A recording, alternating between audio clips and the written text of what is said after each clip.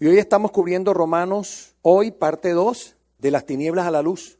Y quiero que vaya conmigo a Romanos 1. Vamos a dar lectura allí a los primeros versículos. Leemos bajo la bendición del Padre, del Hijo y del Espíritu Santo. Pablo, siervo de Jesucristo, llamado a ser apóstol, apartado para el evangelio de Dios, que él había prometido antes por sus profetas en las santas escrituras, acerca de su Hijo, nuestro Señor Jesucristo, que era del linaje de David según la carne, que fue declarado Hijo de Dios con poder según el Espíritu de santidad por la resurrección de entre los muertos, y por quien recibimos la gracia y el apostolado para la obediencia a la fe en todas las naciones, por amor de su nombre, entre los cuales estáis también vosotros, llamados a ser de Jesucristo,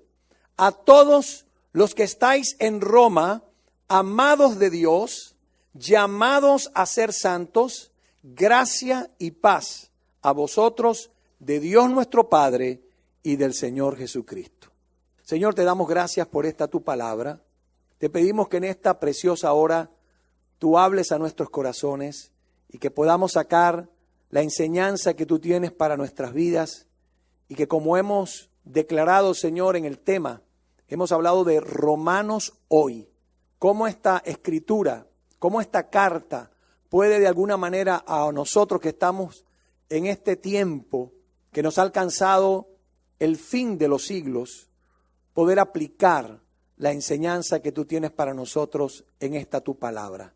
Por eso te pedimos, como dijo Pablo aquí, gracia y paz de tu parte para nuestra vida y que podamos, Señor, poner en práctica todo lo que aquí aprendamos. Oramos en el glorioso nombre de tu Hijo amado Jesús, nuestro Señor. Amén.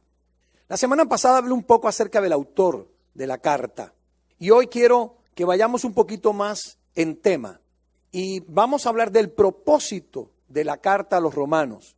Como ustedes saben, el apóstol Pablo era un estratega, quiere decir una persona que había pensado muy bien cómo desarrollar la obra misionera. Así que tenía que valerse de cierta estrategia para que el evangelio pudiese esparcirse en todas las regiones en las cuales Dios le llamó a ministrar esta palabra. Así que el método misionero del apóstol Pablo consistía en realizar una obra intensiva de evangelización en los grandes centros de población. Por ejemplo, mayormente en la parte de Asia Menor y de Grecia hasta el momento en que se escribe esta carta, y en todos esos pueblos que estaban situados a lo largo de lo que se conocen como las célebres rutas romanas, que constituían, si me vale la pena usar una metáfora, los nervios del imperio. Quiere decir que los mismos convertidos que habían conocido a Cristo por medio del ministerio del apóstol, habían de completar esa labor de evangelización en las regiones circundantes, mientras que otros, cuyos asuntos precisamente les llevaban por las rutas romanas, tal como el comercio o sus negocios, ¿verdad?, pero que eran creyentes, podían a la vez ser portadores de las buenas nuevas hasta puntos muy remotos del imperio. Si pudiéramos hacer una aplicación hoy sobre eso, ¿qué diríamos? Si Pablo estuviese vivo hoy, ¿qué haría Pablo?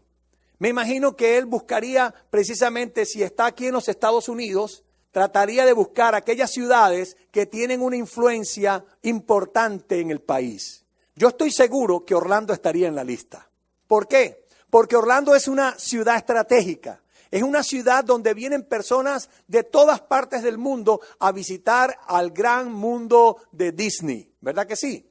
Pues esta es una ciudad muy concurrida y por consiguiente yo estoy seguro que Saulo o Pablo hubiese estado aquí con un grupo preparando un buen equipo para ir a estos parques y llevar el evangelio de Jesucristo. ¿Ustedes creen que es posible eso? Claro que es posible. Vivimos en un país que gracias al Señor tenemos libertad. Y en muchas cosas que el Imperio Romano tenía precisamente, era que sus ciudadanos se movían con libertad por todo el Imperio Romano a través de estas grandes rutas y llegaban a estas principales ciudades. Por ejemplo, Antioquía fue una ciudad muy importante, Éfeso fue otra ciudad importante, Corinto, que era un gran puerto, y así todas las ciudades, Galacia, las provincias de Roma, que estaban llenas de gente que en algunos casos eran muy religiosos, como por ejemplo los judíos, que tenían muchas sinagogas esparcidas a lo largo de todo el imperio, y que estoy seguro que Saulo se valía mucho de estos lugares para llevar el evangelio, como lo menciona el libro de los Hechos. Pablo llegaba a estas sinagogas, allí predicaba el evangelio de Cristo, y aquellos que tenían interés en conocer más de cerca al Mesías, a lo que había venido a cumplir el nuevo pacto, Pablo los tomaba aparte y comenzaba un proceso de discipulado con estas personas. Y allí comenzaban a establecerse las primeras comunidades cristianas que se fueron esparciendo por todo el Imperio Romano. De allí la visión que Pablo tiene. Pues parece ser que para el momento en que Pablo está escribiendo esta carta, parece que los resultados de su fructífera labor durante esos llamados viajes de evangelización, Pablo consideró, oiga esto, Pablo consideró que ya no tenía más lugar en las regiones que les mencioné. Toda esta parte del Asia Menor, parte de Grecia y algunos pueblos circunvecinos estaban saturados, por decirlo así, del mensaje del evangelio. Entonces mire lo que él dice en Romanos capítulo 15, en el versículo 18 al 23. Dice así: porque no osaría hablar sino de lo que Cristo ha hecho por medio de mí para la obediencia de ¿quiénes? De los gentiles, con la palabra y con las obras, con potencia de señales y prodigios, en el poder del Espíritu de Dios, de manera que desde Jerusalén y por los alrededores hasta Ilírico, todo lo he llenado del evangelio de Cristo. Mire qué poderoso. Y de esta manera me esforcé a predicar el evangelio, no donde Cristo ya hubiese sido nombrado, para no edificar sobre fundamento ajeno, sino como está escrito: aquellos a quienes nunca les fue anunciado acerca de él verán, y a los que nunca han oído de él entenderán. Por esta causa me he visto impedido muchas veces de ir a vosotros. ¿A quiénes? A los romanos. Pero ahora, no teniendo más campo en estas regiones, oiga esto, y deseando desde hace muchos años ir a vosotros, cuando vaya a España, iré a vosotros, porque espero veros al pasar y ser encaminado allá por vosotros una vez que haya gozado con vosotros.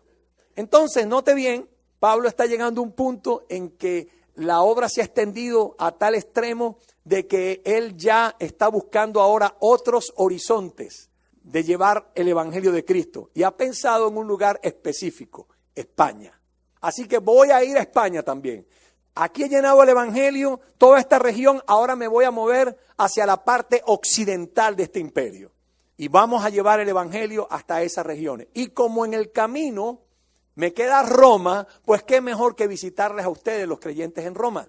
Y que ustedes me ayuden a que este trabajo se pueda seguir llevando a cabo. Así que esta es la visión, la estrategia misionera que tiene Pablo en relación con llevar el evangelio. Así que si vamos a hablar de propósitos que Pablo tenía, yo podría mencionar a lo menos 4. Número 1, Pablo quería darle consumación final a su misión como apóstol a los gentiles. Número 2, él quería comunicar a tan importante iglesia, la iglesia de Roma, algún don, como modestamente lo menciona él en el capítulo 1, en el versículo 11 y 12. Mira lo que dice allí Pablo en Romanos 1, 11 y 12. Dice allí: porque deseo veros para comunicaros algún don espiritual, a fin de que seáis confirmados. Esto es, para ser mutuamente confortados por la fe que nos es común a vosotros y a mí. Qué lindo. Me destaca aquí la humildad del apóstol Pablo. Un hombre que no se creía que se las sabía todas. Un hombre que está dispuesto a ir a otra iglesia que él no fundó, porque de hecho no hay evidencia ni bíblica ni histórica, de que Pablo haya fundado la iglesia en Roma. Tampoco lo hay en relación con el apóstol Pedro. Entonces, más adelante vamos a ver cómo comenzó esto. Pero lo interesante aquí es que Pablo va a ir a la iglesia de Roma para compartir con ellos algún don. Pero no solamente compartir con ellos algún don, también el ser ministrado y edificado también a través de la iglesia. Qué lindo es cuando los ministerios en una iglesia local entienden la importancia que implica el que no somos entes separados. En que los ministerios nos complementamos, como decía Douglas al comienzo del servicio hoy. En que cada uno de nosotros como miembros del cuerpo de Cristo tenemos un aporte que dar. Cada uno de ustedes tiene algo que enseñarme a mí a pesar de ser pastor de la iglesia. Yo creo que aprendo también de ustedes y de hecho muchos de ustedes me han enseñado muchas cosas. Y yo creo que cuando cada ministerio de la iglesia local ve a otro ministerio como un complemento, vamos entonces no solamente a edificar a otros, sino que también vamos a ser edificados también por los demás. Cada uno tiene que mirarse así como un portador de algo que puede dar, de algo que puede bendecir. Tú y yo hemos sido llamados también a bendecir a otros, a dar a otros. Uno de los eslogan que hemos repetido muchas veces aquí en la iglesia como iglesia misionera que somos es que Dios nos trajo a los Estados Unidos para ser bendecidos para bendecir. ¿Puede decir usted eso conmigo? Hemos sido traídos a esta nación para ser bendecidos para bendecir. Así que usted alaba a Dios porque puede ser de bendición a otros, ¿verdad que sí? Y damos gracias a Dios por eso. Vamos a dar un aplauso al Rey de Reyes y a ustedes también que son parte de este ministerio. Ahora, entrando un poquito en el mensaje de Pablo aquí en la primera parte, note bien que Pablo, ¿cómo se anuncia él aquí? Pablo dice que siervo de Jesucristo. Me interesa mucho esta palabra porque aquí Pablo no se identifica primeramente como apóstol. Su identificación aquí es específicamente, se traduce a sí mismo como siervo. Lo otro interesante que me llama la atención es que aquí Pablo no se asocia con nadie. No menciona, por ejemplo, a Timoteo, ni a Silvano, ni a Sóstenes, personas que muchas veces colaboraron muy de cerca con él en su ministerio. Pero lo que sí deja muy claro es de quién él depende. Dice, siervo de Cristo. La palabra siervo aquí es la palabra que traduce doulos, del griego, que quiere decir sencillamente esclavo.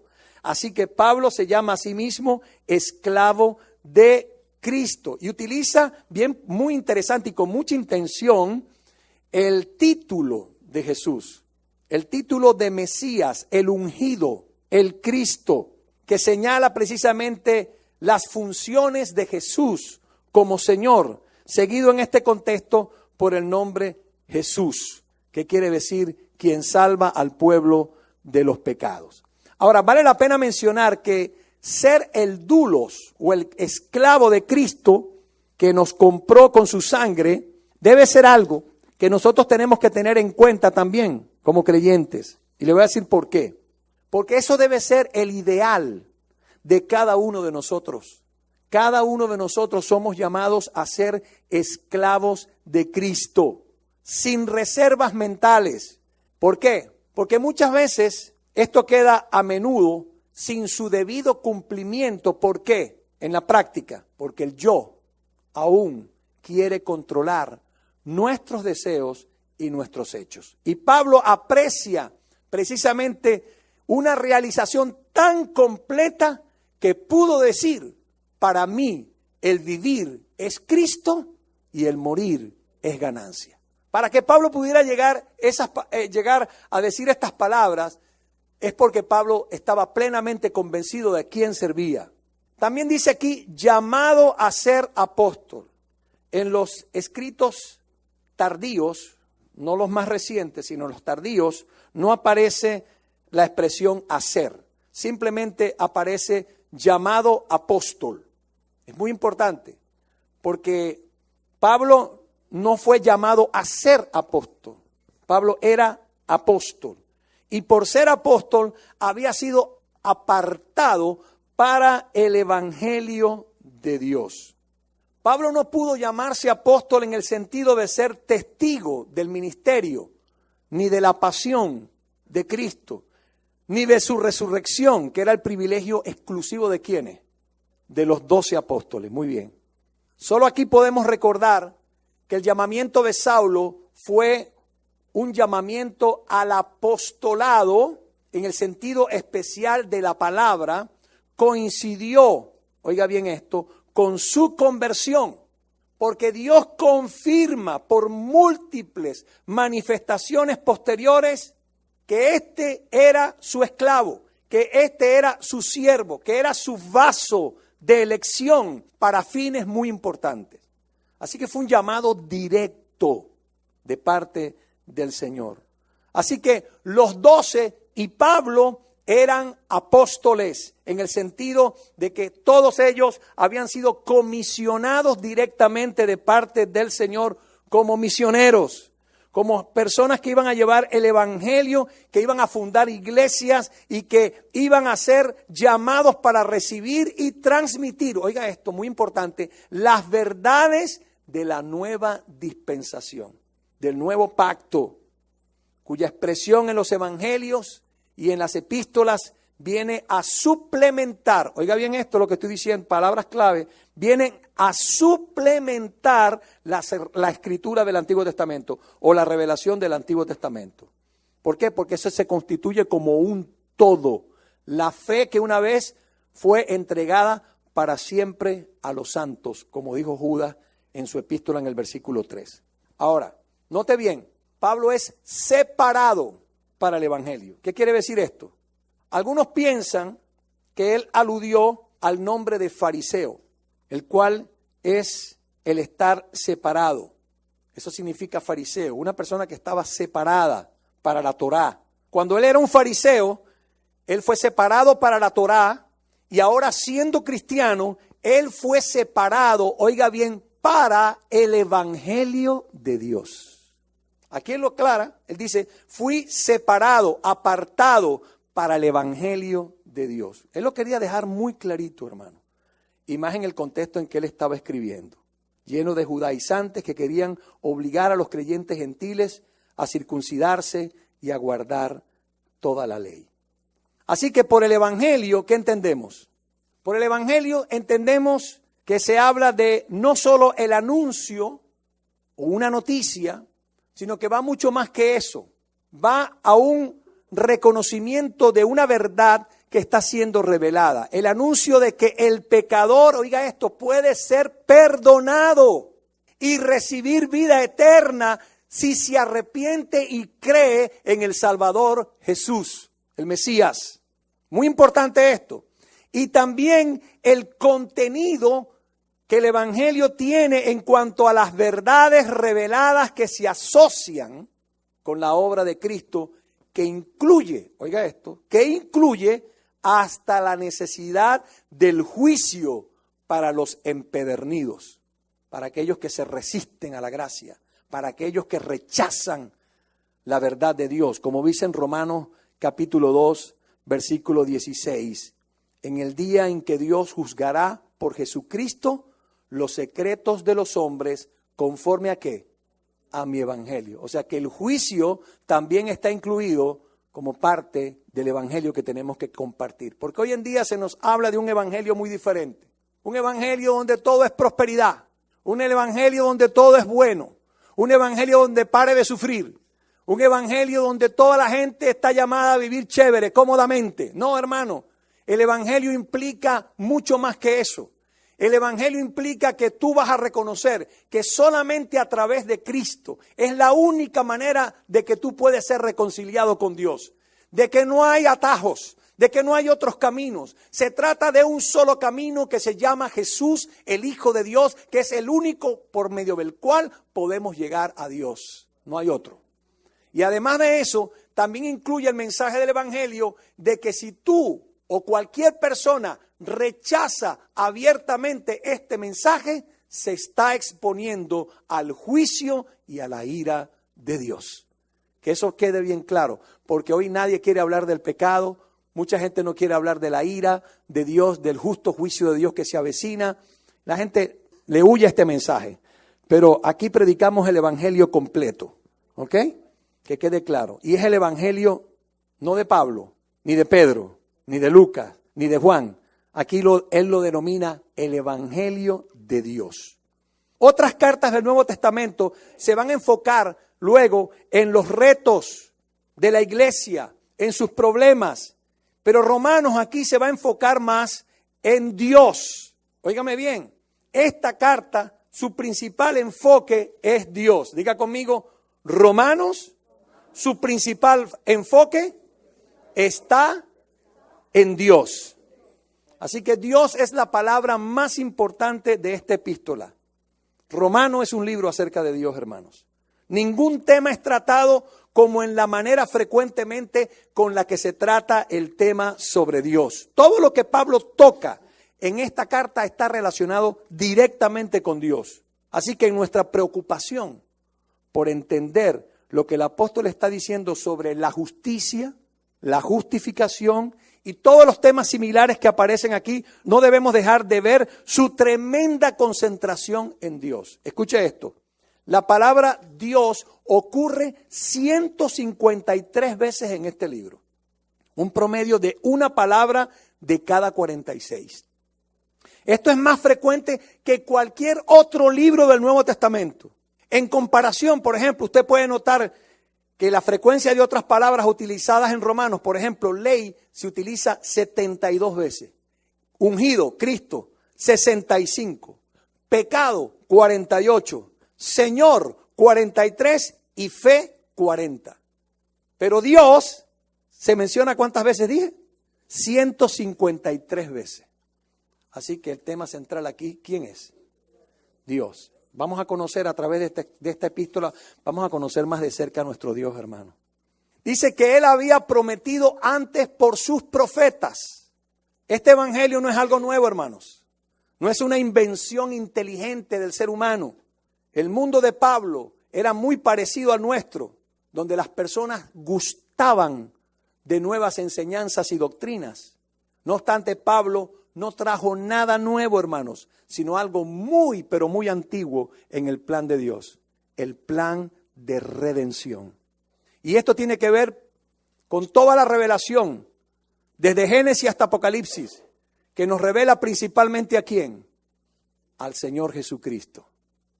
El tema central de toda la Biblia es Jesús, el Hijo de Dios revelado desde Génesis hasta el Apocalipsis. Cada libro que usted y yo leamos en la Escritura, tenemos que ver a Jesús en ese libro. ¿Dónde está Jesús, el Hijo de Dios? En este libro. Cada libro de la Biblia va a revelarnos algo muy especial acerca del Hijo de Dios. Y este es el centro del Evangelio de Pablo. En otras palabras, el sol sobre el cual va a girar todo alrededor. El centro del cristianismo no es una enseñanza, hermanos. El centro del cristianismo no es un sistema moral. El centro del cristianismo es una persona y esa persona se llama Jesucristo, el Hijo de Dios. Para que quede claro. Así que este Jesús tiene ambos orígenes. Tiene un origen humano, como dice aquí Pablo, del linaje de David según la carne.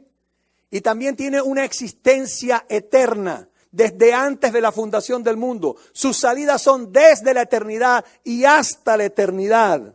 Es declarado Hijo de Dios. ¿Y cuál es la evidencia de la humanidad de Jesús? Su nacimiento humano. ¿Y cuál es la evidencia de su deidad?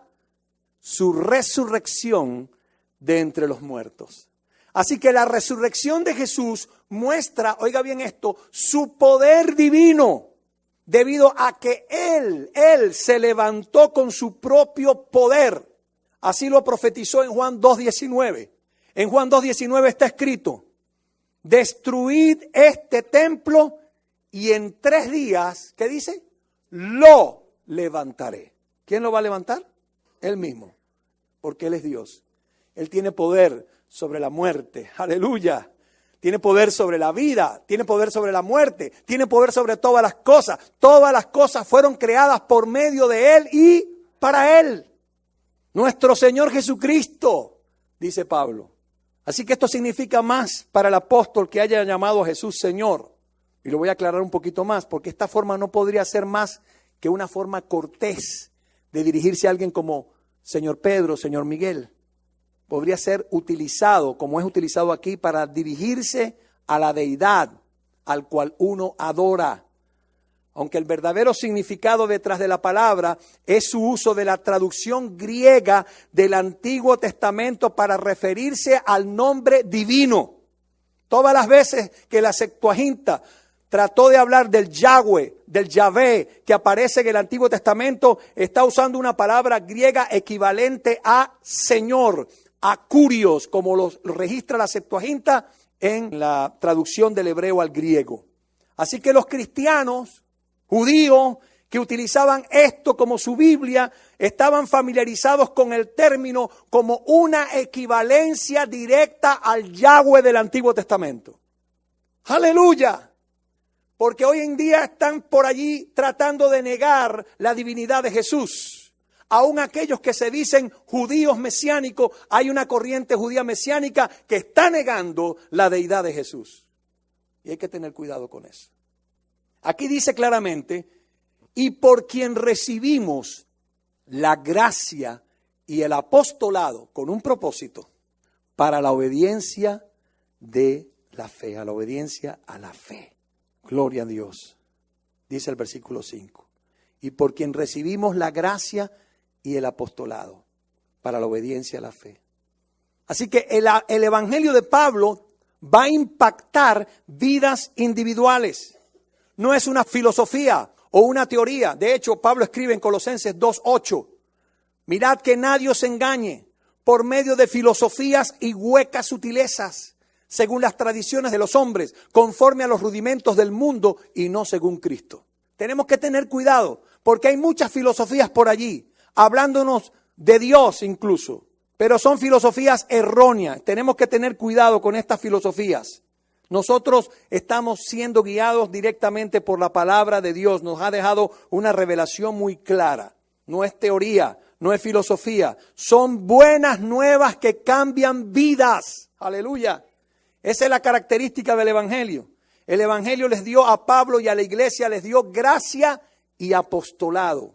Y una razón por la cual esos dos regalos fueron dados fue para producir la obediencia para la fe.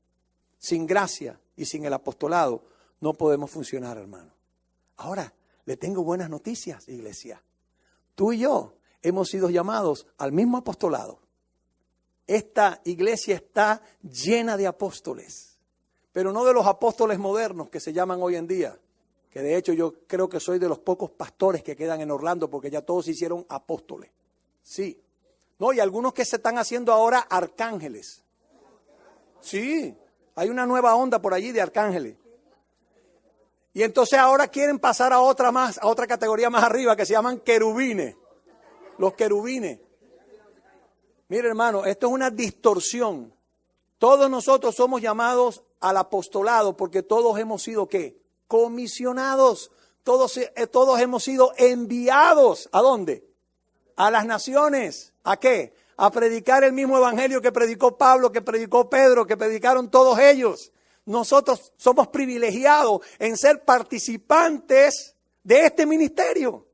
El ministerio de la reconciliación, hermanos. Dios lo ha puesto en nuestras manos. Cada uno de nosotros es portador de este evangelio y por lo tanto somos llamados por la gracia de Dios al apostolado. Dese un aplauso, hermano. Gloria a Dios por esa bendición. Ahora, una vez que usted se aplaudió, sepa para qué se aplaudió, porque aquí dice, para la obediencia a la fe.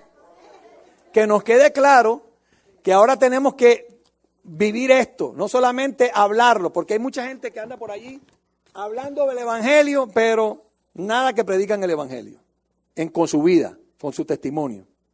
Ahora, esto se pone bueno. Mire lo que dice aquí. Llamados a ser de Jesucristo. Todos fuimos llamados a ser de Jesucristo. Y mire lo que dice Pablo en cuanto al deseo de ir a Roma. Versículo 7 del capítulo 1. A todos los que estáis en Roma, amados de Dios, llamados a ser santos, gracia y paz a vosotros de Dios nuestro Padre y del Señor Jesucristo. Primeramente doy gracias a mi Dios, mediante Jesucristo, con respecto a todos vosotros, de que vuestra fe, ¿qué dice? Se divulga por todo el mundo. Porque testigo me es Dios, a quien sirvo en mi espíritu en el evangelio de su Hijo. Qué interesante, ahora dice que el evangelio es de quién ahora. Y entonces no dice primero que era de Dios. ¿Y cómo es que ahora dice que es de su Hijo? Apareciera que entonces el Hijo, Dios. ¿Cómo es la cosa? Es que es lo mismo. Es el mismo Dios. Amén. El evangelio de su Hijo, de que sin cesar hago mención de vosotros siempre en mis oraciones, rogando que de alguna manera tenga al fin, por la voluntad de Dios, un próspero viaje para ir a vosotros, porque deseo veros, para comunicaros algún don espiritual, a fin de que seáis confirmados, esto es, para ser mutuamente confortados por la fe que nos es común a vosotros y a mí. Pero no quiero, hermanos, que ignoréis que muchas veces me he propuesto ir a vosotros, pero hasta ahora he sido estorbado, para tener también entre vosotros algún fruto, como entre los demás gentiles. A griegos y a no griegos, a sabios y a no sabios, soy deudor. Así que en cuanto a mí, pronto estoy a anunciaros el evangelio también a vosotros que estáis en Roma. ¡Wow! Qué interés el de Pablo, qué amor el de Pablo por la obra del Señor. A todos los que estáis en Roma. Pablo nunca había visitado a Roma, hermanos, y no hay evidencia bíblica de que el apóstol Pablo haya fundado la iglesia en Roma, como lo dije anteriormente. Pero entonces, ¿cómo se formó esta iglesia? Roma, parece ser que Hechos capítulo 2, versículo 20 nos da una clave. Hechos 2:20. Allí dice que el día de Pentecostés habían personas, en Hechos 2:10, dice que en Frigia y Panfilia, en Egipto y en las regiones de África, más allá de Cirene, ¿y qué dice? Y romanos aquí residentes, tanto judíos como prosélitos, cretenses y árabes, les oímos hablar en nuestras lenguas las maravillas de Dios. Quiere decir que en el día de Pentecostés, estos personajes que estaban allí de Roma escucharon del evangelio de Cristo. Y al igual que esos cretenses, esa gente de Panfilia, de Egipto, de las regiones de África y más allá de Cirene, que escucharon ese día el evangelio de Cristo, se convirtieron en portadores de llevar el evangelio a sus regiones. De manera que estos creyentes que salieron de allí fueron a llevar el evangelio y a esparcirlo también en Roma después del día de Pentecostés. Ese fue el comienzo. No debería entonces de sorprendernos de que una iglesia haya empezado allí espontáneamente sin la dirección o plantación de un apóstol directamente. Aún así, a pesar de eso, sin embargo, la Escritura misma sí nos da algunas evidencias en cuanto a que en sus viajes que tuvo Pablo, viajes misioneros, es muy probable que se consiguiese en estos viajes a personas que venían de Roma también. Y Pablo conocía a muchos de los cristianos de Roma y los conocía por nombre, porque en su capítulo final, allí en el capítulo 16, él va a mencionar a algunas personas que vivían allí en Roma. Así que aun si Pablo solo conociera a muchos de los cristianos romanos por medio de conocidos, él sabía dos cosas sobre estos creyentes de Roma. Número uno, eran amados por Dios. Y número dos, eran santos. Pastor, eran santos. Creyentes romanos santos. ¿Dónde usted vio eso? Bueno, igualito que como los había en Corinto. Los de Corinto también eran santos. Igualito como los hay aquí en Orlando. Los santos de Orlando. ¿Sí? Ustedes son santos, hermano.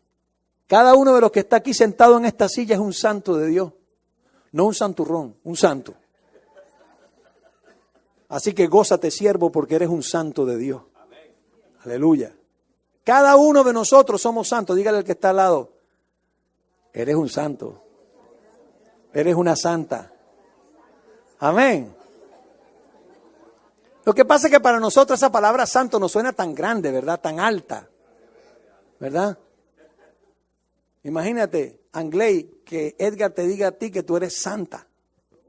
Y que tú le digas a Edgar, mi santo. Qué lindo, ¿no? Qué hermoso. Son los pies de los que anuncian las buenas nuevas, de los que traen la paz. Ustedes y yo somos santos del Señor, porque la palabra santo no es igual a perfecto. Esa es la gran diferencia. La palabra santo significa apartado, separado. Cada uno de nosotros, desde el momento que recibimos a Cristo como nuestro Señor y Salvador personal, en ese instante fuimos puestos aparte, fuimos separados para el servicio a Dios. Así que por eso usted y yo somos santos, porque hemos sido apartados para Dios, para la obra del ministerio, para la edificación del cuerpo de Cristo, llamados a ser santos. Escúcheme, ellos no eran llamados debido a que eran santos, pero ellos se volvieron santos a través de ese llamado. O sea, lo que nos hizo a usted y a mí santos fue el que Dios nos llamó. Aleluya. ¡Qué privilegio que Dios te llamó! Y que tú le dijiste, heme aquí, Señor, envíame a mí. Y por eso Pablo te dice, gracia y paz de Dios para ti en esta hora, hermano. Dos palabritas que Pablo utiliza con mucha frecuencia en sus cartas. Es una combinación entre el griego y el hebreo. Porque gracia, carisma, una palabra griega muy importante que significa favor inmerecido, la combina con el shalom, con la paz continuamente que daba el judío a su semejante. Shalom, dígale al que está a su lado, shalom. Aleluya, qué bello suena eso, shalom. Esa es la paz de Dios. Usted está diciéndole a su hermano que está a su lado, shalom. Edward, shalom, recibe el shalom de Dios. La paz de Dios que sobrepasa todo entendimiento. Esta gracia y paz no es el deseo amable de un hombre. Estos son regalos, hermanos, los cuales vienen de Dios nuestro Padre y del Señor Jesucristo. Gracia y paz de Dios nuestro Padre. Eso te lo da Dios y de nuestro Señor Jesucristo. Y Él dice, doy gracias a mi Dios mediante Jesucristo con respecto a todos vosotros, de que vuestra fe se divulga por todo el mundo. ¿Se podrá decir eso de nosotros los creyentes de Orlando? ¿Que nuestra fe se está divulgando por el mundo? Claro que sí. Tenemos gente en Nicaragua. Tenemos una misionera en España. Y tenemos 84 asociados de la iglesia anglo que están llevando el evangelio en Rumania, en Armenia, en Albania, en Filipinas, en China, en Japón, en Italia, en España, en muchos lugares. Y en Latinoamérica, Chile, Ecuador, Argentina, Bolivia, Panamá, Venezuela, que están llevando el evangelio de Cristo. ¡Qué maravilloso! Se divulga por todo el mundo nuestra fe. Ahora me encanta esta parte de Pablo, que yo creo que es una gran lección que tenemos que incorporar más en nuestra iglesia. Sin cesar, hago mención de vosotros siempre en mis oraciones, rogando que de alguna manera tenga al fin por la voluntad de Dios un próspero viaje para ir a vosotros. Pero lo que me llama más poderosamente la atención es que Pablo dice, porque testigo me es Dios. Wow, cuando él llama a Dios por testigo, está diciendo, mira, yo estoy orando por ustedes de verdad. No es algo que como muchas veces nos llenamos la boca a decirle a una persona, sí, voy a orar por ti, y nunca oramos. ¿No? Hermano, cuando tú le digas a alguien que vas a orar por esa persona, comprométete que lo estás haciendo delante de Dios. Es un compromiso. Sí, te estás comprometiendo a eso.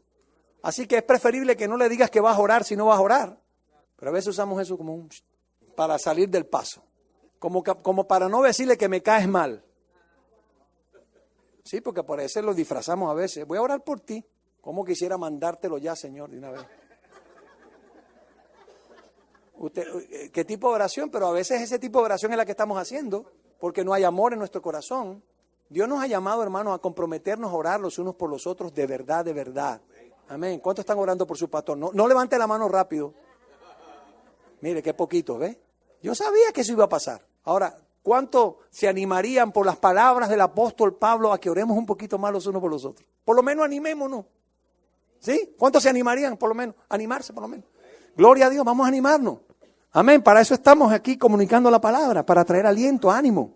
Sin cesar, dice, hago mención de vosotros siempre en mis oraciones, porque testigo me es Dios, para comunicaros, para ser mutuamente confortados.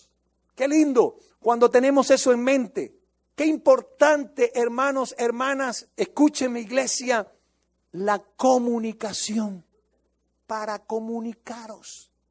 A veces no nos comunicamos las cosas. A veces damos por sobreentendido las cosas. Ah, que yo pensé que te lo había dicho. No es que pensaste que te lo había dicho. No lo dijiste. Ah, pensé que te había llamado. No es que pensaste que te había llamado. No me llamaste. Hermano, es importante la comunicación en nosotros en la iglesia. Oscar, ponte de pie. Oscar, ¿cuánto tiempo llegas viniendo a la iglesia tú aquí? 4 meses. ¿Cuántos han saludado alguna vez a Oscar personalmente en 4 meses que lleva aquí?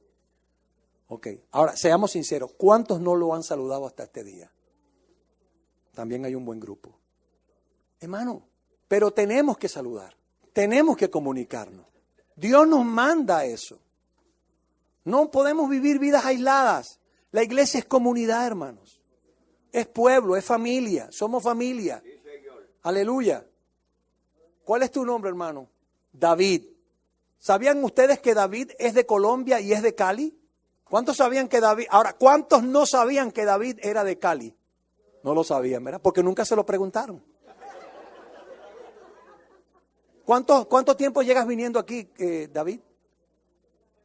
1 mes y medio lleva David viniendo aquí. Ven acá, David, que te quiero dar un abrazo.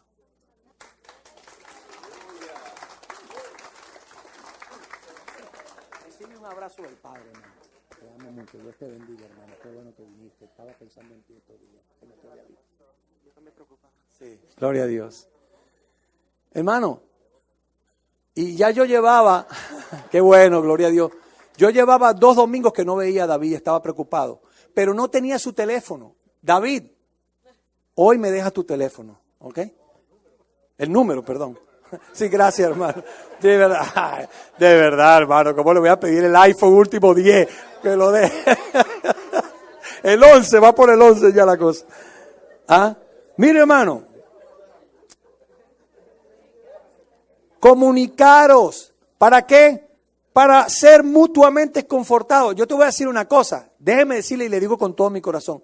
Yo fui más confortado por el abrazo de David que lo que yo lo pude confortar a él. Eso me confortó a mí. El yo poder abrazar a David que tenía 2 domingos que no lo miraba. Entonces, eso debe ser parte de nuestra esencia como creyentes, como iglesia.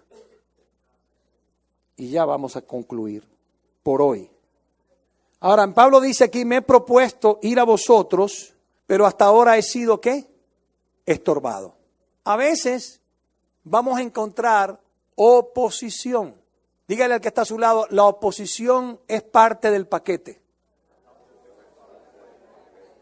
Porque quisiéramos no tener oposición, pero va a haber oposición. A pesar de que Pablo no nos menciona aquí categóricamente en qué consistía esa oposición, él quiso muchas veces ir, pero algo le impedía llegar a Roma. Quizás el mucho trabajo que tenía, las iglesias que estaba atendiendo, lo que dice mi hermana por acá, el tiempo, no le alcanzaba el tiempo. Pero lo que sí me llama la atención es que a pesar de todo esto, Pablo tenía una determinación, y es esta. Y miren qué estaba basada su determinación de poder llegar ahí. Dice, deudor soy. Mire lo que dice el texto. A griegos y a no griegos, a sabios y a no sabios, soy, ¿qué? Deudor. Versículo 14 del capítulo 1. A griegos y a no griegos, a sabios y a no sabios, soy deudor. Así que Pablo, y con esto voy a concluir, Pablo reconocía que él tenía un tipo de deuda con Roma. Porque el Imperio Romano hasta ese momento había traído orden y la pax romana, paz mundial. Trajo una cultura en común, trajo un excelente sistema de transporte al mundo. Y Pablo utilizó todo esto para esparcir el evangelio. Así que él podía contestar a esta duda al darle a Roma las buenas nuevas de Cristo Jesús también. Pablo era un misionero incansable, aleluya, trabajando por todo el mundo debido a que él creía que él tenía una deuda que pagar y la debía a todo el mundo. ¿Cómo se siente usted cuando tiene una deuda? Ay, pastor, ¿por qué me recordó eso? Porque la mayoría de los que estamos aquí a veces estamos endeudados. Tenemos deudas. Ahora, sinceramente, Héctor, ¿cómo se siente uno con una deuda? Preocupado. En otras palabras, grave, dice Mayra ya. ¿Quién más se siente? Asustado, dice la hermana. Angustiada, dice la hermana ya. ¿Qué más sentimos con una deuda? A ver, ayúdame, Lionel. Compromiso. Preocupado. Gloria a Dios. ¿Ah? Paniqueado, dice allá en la versión bogotana allá de... ¿Ah? Eso es un Spanglish. Escúcheme bien, hermano. Ahora voy en serio. Voy en serio. Deudores somos, hermano. Porque hemos recibido este gran regalo de Dios por gracia, que puede salvar a toda persona que crea en Jesucristo, y nos los estamos quedando con nosotros. No lo estamos compartiendo. Dad por gracia, dice el Señor en su palabra, porque por gracia lo has recibido. Deudores somos, hermano. Y algo que no dijeron ninguno de los que les pregunté, yo lo voy a decir. Una deuda lo que me produce es el deseo de pagarla inmediatamente. Pagarla inmediatamente, hermano. Eso es lo que usted y yo tenemos que hacer. Si estamos endeudados, hay que pagar la deuda, hermano. No podemos quedarnos cruzados de brazos. Hay que hacer todo lo posible para pagar la deuda. No podemos quedarnos con la deuda, hermano. Somos personas responsables de pagar lo que debemos. Y aquí debemos algo bien importante, que es la salvación de la gente que está esperando esta salvación. Y nosotros tenemos lo que es para que se puedan salvar y no lo estamos dando. Domingo a domingo venimos aquí y nos endeudamos cada vez más. No pagamos, como dice el hermano. Y salimos de aquí con la misma preocupación, con la misma situación, pero no hacemos nada por la deuda. A veces la aumentamos, sí, porque con el mensaje se nos aumenta la deuda. Sí, porque Dios nos las recuerda, ¿verdad? Así es, hermano. Creo que somos deudores y debemos compartir lo que por gracia hemos recibido. Vamos a dar gracias al Señor. Señor, te damos gracias por esta palabra tuya. Gracias, Señor, porque tú nos has hablado hoy a través de Romanos, parte 2, hoy. Y tú nos has recordado muchas cosas importantes que es necesario que pongamos en práctica. Qué maravilloso es recordar que somos siervos tuyos, que somos tus esclavos, que tú nos has hecho recordar hoy, Señor, que nos has llamado por tu gracia al apostolado, y que también, Señor, quieres que nuestra fe se esparza por todas partes de este mundo. Y qué bueno saber, Señor, que tenemos una deuda, aún con aquellos que están a nuestro alrededor, con nuestros vecinos, en nuestras comunidades, con nuestra gente, compañera en el trabajo, compañeros de estudio. Señor, que como dijo Pablo, que para mí el vivir sea tú, Señor, compartir tu evangelio con toda persona que tú pongas a mi alrededor. Ayúdanos, Señor. Danos de nuevo, danos valor y llénanos, como cantábamos hoy, pedíamos, llénanos de tu Espíritu Santo. Sabemos que esto no podemos hacerlo en nuestra propia fuerza. No es con espada, no es con ejército, sino con tu Espíritu, has dicho tú, Señor. Así que llénanos de tu Espíritu, para que a través del poder de tu Espíritu Santo podamos compartir este mensaje con los que nos rodean. Es gracia y paz que pedimos por Jesús nuestro Señor. Amén.